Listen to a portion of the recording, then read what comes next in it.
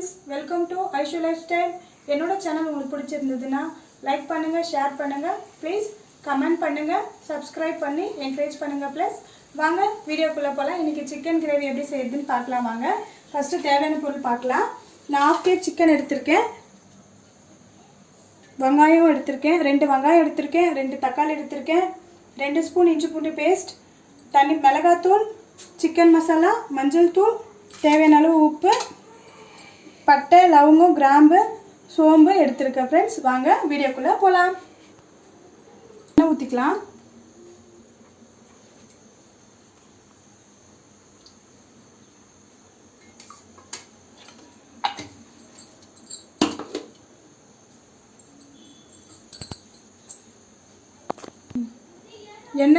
எண்ணெய் காஞ்சது ஃப்ரெண்ட்ஸ்.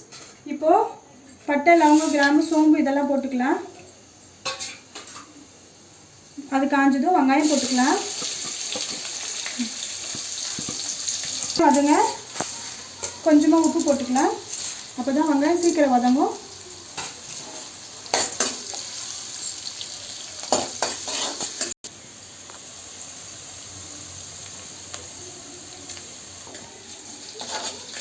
வெங்காயம் நல்லா வதங்கிடுச்சு. இப்போது தக்காளி போட்டுக்கலாம். நான் 2 தக்காளி கட் பண்ணி வச்சுருக்கேன். தக்காளி போட்டுக்கலாம். கூடவே 2 ஸ்பூன் இஞ்சி பூண்டு பேஸ்ட்டு போட்டுக்கிறேன்.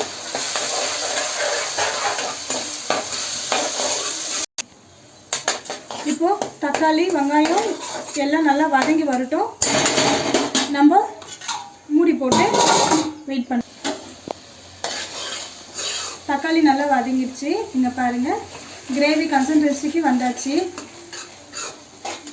கிரேவி மாதிரி ஃபார்ம் ஆயிடுச்சு. இப்போது நம்ம வாங்கி வச்ச சிக்கனை சேர்த்துக்கலாம்.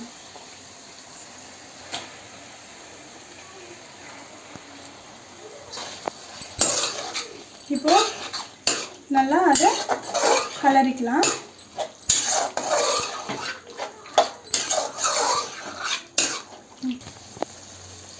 இப்போது சிக்கன் மசாலா, மஞ்சள் தூள், குழம்பு மிளகாய் தூள் இது 3 எடுத்துருக்கேன். இது போட்டுக்கிறேன். கொஞ்சம் உப்பு போட்டுக்கிறேன்.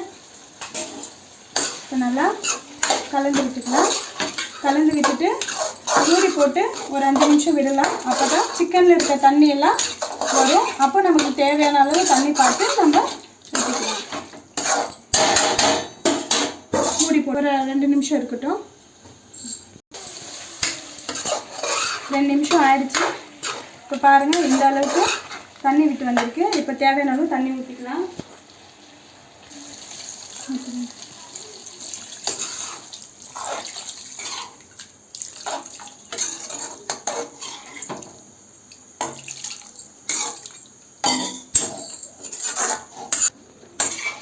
போதுமான அளவு தண்ணி ஊற்றியாச்சு.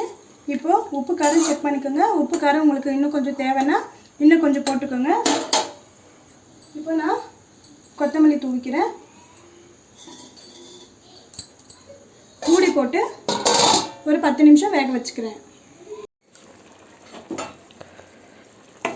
சிக்கன் கிரேவி ரெடி ஆயிடுச்சு. இந்த கிரேவி தோசைக்கு, பிரியாணிக்கு, இட்லிக்கு நல்ல ஒரு காம்பினேஷனாக இருக்கும். இது சாப்பாட்டுக்கு அந்தளவுக்கு சூட்டபிளாக இருக்காது. இந்த கிரேவியை பிரியாணி கூடயும், தோசை கூடயும், இட்லி கூடயும் சேர்த்து சாப்பிட்டு பாருங்கள். நீங்களும் உங்கள் வீட்டில் ட்ரை பண்ணி பாருங்கள். எப்படி இருக்குன்னு கமெண்ட்ஸில் சொல்லுங்கள். என்னோடய சேனல் பிடிச்சிருந்தா லைக் பண்ணுங்கள், ஷேர் பண்ணுங்கள், கமெண்ட்ஸ் பண்ணுங்கள், ப்ளீஸ் சப்ஸ்கிரைப் பண்ணுங்கள். ஓகே, பாய்.